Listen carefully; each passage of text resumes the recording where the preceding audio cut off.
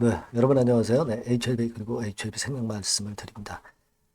자, 지금은 우리가 제일 궁금한 거는 가격이 어느 정도에서 반전이 나오겠느냐. 네, 이 부분하고요. 그리고 도대체 회사에서는 뭘 하고 있는 건지, 네, 이걸 좀 알고 싶은 거죠. 네, 그러니까 사실 그 부분을 여러분들이 알기 위해서 그 HLB 하면은 그 주식 담당자가 있죠. 되게 이제 주담이라고 그러죠. 네, 주담과 그 대화를 나눈 내용이 좀 들어와 있는 토론방 게시글이 좀 있어요. 네, 그래서 그걸 좀 소개를 해 드릴 겁니다. 그러니까 우리가 2번은 일단 참고로 보시는 거고요. 네. 그리고 1번이 제일 궁금하시리라고 보여집니다. 네, 이 부분에 대한 거 수급적인 면을 살펴보면서 제가 말씀을 올리도록 하겠습니다. 자, 그리고 수년간 적자를 보였다가 흑자로 금년 상반기에 반전을 해서 네, 올해 흑자가 예상돼서 주가가 아마 크게 위쪽으로 칠 가능성이 좀 높지 않겠나 하는 종목이 있어요. 바로 실적주죠. 네, 요거는 영상 후반부에 말씀드리니까 네, 참고하셔서 대박 내시기 바랍니다. 그리고 구독, 좋아요, 알림 설정 대단히 감사드리고 있습니다. 많은 성원 부탁드리고요. 자, 여러분 주가가 낙폭이 꽤 발생을 하긴 했어요. 근데 뭐 지금 여기서 바로 반전을 한다고 100% 장담하기는 아직 어려운 입장이잖아요. 그죠? 지금 뭐 사측으로부터 재료도 안 나왔고 호재가 될 만한 거리가 뭐 지금 시점에서 갑자기 나올 수도 없고 뭐 그런 상황 아니겠어요. 사실 객관적으로 보면. 그래서 이제 우리가 이 여기부터 떨어지기 시작했을 때 여기가 바닥이 아니고 뭐 되게 한 6만 원 근처가 까지는 최소한 가야 되지 않느냐 이런 말씀을 제가 계속 드려왔지만 결국 이제 시간이 지나고 나니까 그런 건에 대한 상황이 지금 현재 전개가 되고 있어요. 그죠? 네, 그런 건에 대한 상황이 전개가 되고 있습니다. 그래서 지금은 그러면 어떤 변화가 있어야 가격과 거래량이라든가 또는 변수 측면에서 어떤 변화가 있어야 반전이 가능하고 어떤 가격대 선이 그 선이 될 것인가 이런 부분들을 우리가 예상을 해야 되지 않습니까? 그죠? 네, 그래서 그 부분을 말씀을 드릴 겁니다. 근데 그거에 앞서서 이 답답하니까 이제 사측의 주식 담당자하고 이 통화를 한 내용이 일단 뭐 대표 카페에 글로 들어와 있는 게 좀 있습니다. 이건 뭐 제가 만든 거는 아니고요. 그 내용 그대로를 제가 지금부터 여러분한테 한번 보여드리도록 할 테니까 여러분이 참고로 좀 해보실 필요가 있다. 이렇게 생각이 됩니다. 자, 이 부분이 이제 그 내용이에요. 그러니까 얼마나 많은 분들이 전화를 걸었겠어요. 그러니까 지금 이런 식으로 전화를 하셨던 분이 여쭤본 거죠. 왜 이렇게 전화 연결이 안 되냐? 이렇게 물어보니까 나 하나밖에 없다. 추가 모집을 위해서 공고를 내는데 구인이 쉽지 않다. 그래서 이런 건에 대한 변명을 이제 주담이 했던 것에 대한 글이 이렇게 나와 있고요.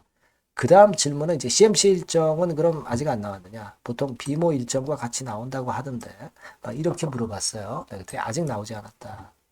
이렇게 답변이 나왔습니다.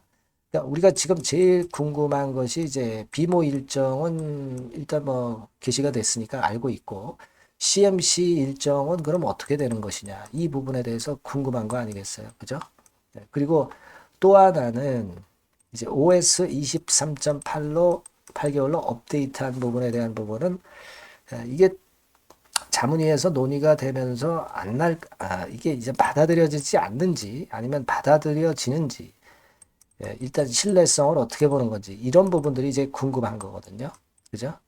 비모 일정은 이미 게시됐기 때문에 요건에 대한 부분은 이제 뭔가 결론이 이제 나올 것 같고요. 다만 이제 CMC 일정이 아직까지는 공표가 안 되고 있는 부분하고 그리고 OS 23.8에 대한 부분도 아직 그 어떤 이야기가 나오고 있지 않다는 부분, 이런 어떤 불확실성이 자꾸 주가를 지금 누르는 겁니다.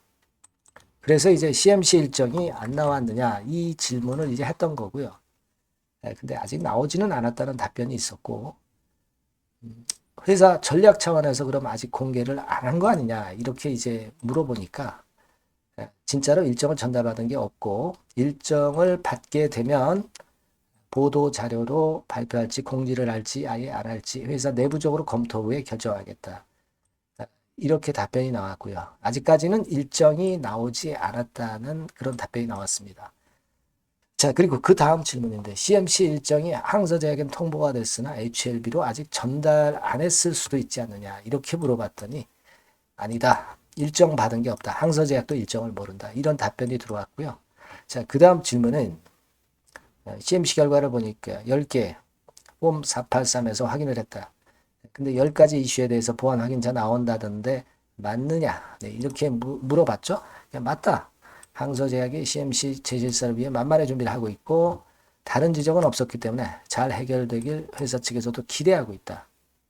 하지만 이제 까다롭고 둘 다 FDA 승인되지 않은 약물이다 보니 더 까다로울 수 있다. 이 얘기는 우리가 이미 어느 정도 알고 있던 건의 재료였죠. 네, 그렇죠?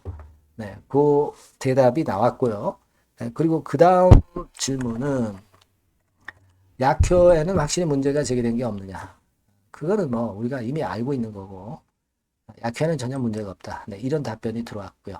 그 다음에 확실하게 CMC와 비모를 항서나 HLB 측에서도 확실하게 해결하고 싶다. 하지만 결과는 철저히 FDA에 달려있다. 그죠? 네, 그 이야기를 했어요.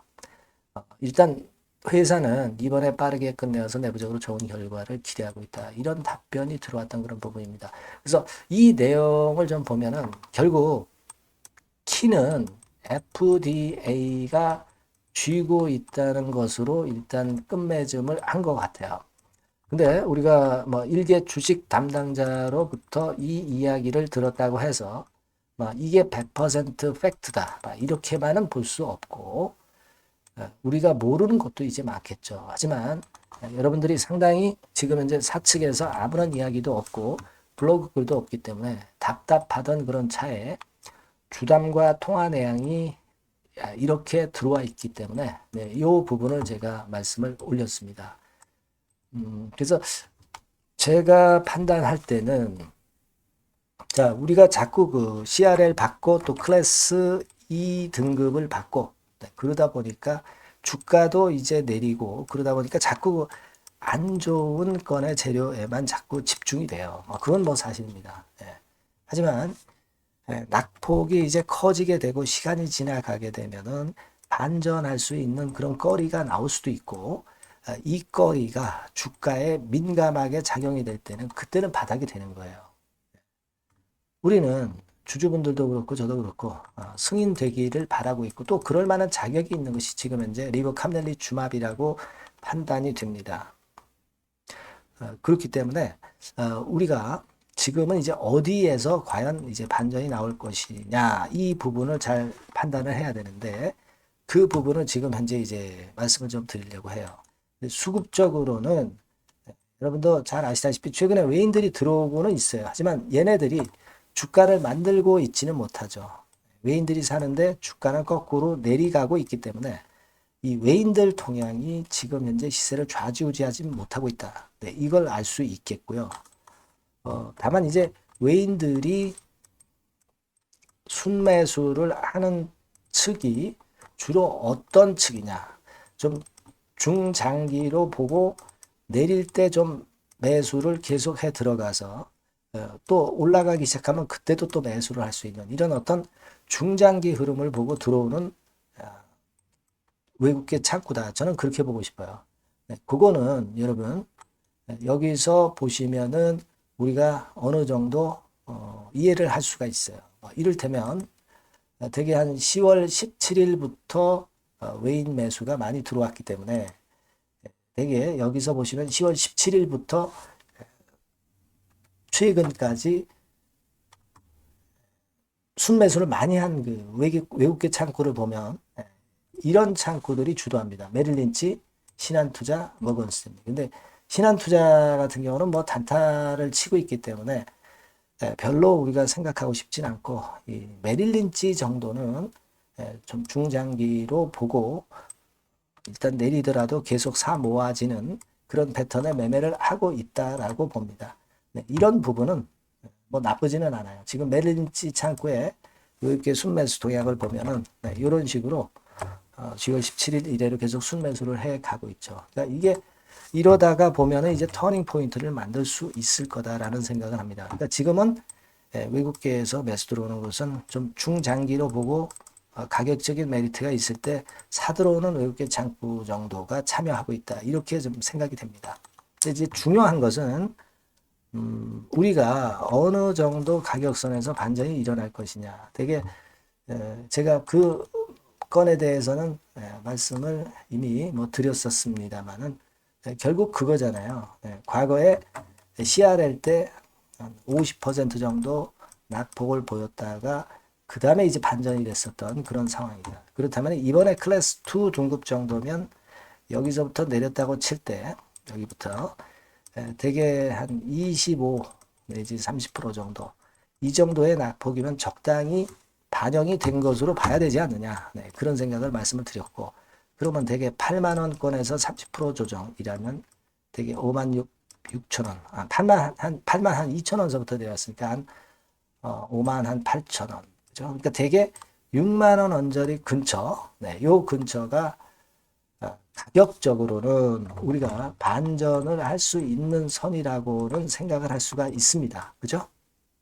다만 우리가 가격적인 면으로는 이제 그렇게 생각할 수도 있지만 두 번째로 생각할 점은 항상 이 반전이 나올 때는 대량 거래를 수반하면서 손이 좀 바뀌는 그런 패턴이 나와야 그래야 그 반전의 탄력이 강할 것이다라는 생각을 합니다. 그죠? 그러니까 이런 흔적을 우리가 좀 찾아봐야 되지 않겠나 하는 생각을 합니다. 결국 이때도 보세요. 예전에 CRL 나오고 반전할 때도 대량 거래를 동반하고 주가가 반전을 했어요. 그죠? 마찬가지입니다. 그러니까 지금 이렇게 밋밋한 거래를 가지고는 반전이 나오기가 참 힘들다. 꼭 6만 원 가격대라고 해서 반전을 한다라기보다는 대량 거래를 좀 수반하는 것이 필요 충분 조건이 아니냐. 그죠? 그러니까 이런 두 가지가 뭐 만족이 된다든가 막 그래야 되지 않겠나 하는 생각도 하게 됩니다. 지금 현재 모습이라면은. 사실 지금 우리가 여기서 보시다시피 그 21선과 주가가 이격이 크게 벌어지질 않고 그냥 같이 이렇게 같이 평행선을 타고 내려가고 있는 거거든요.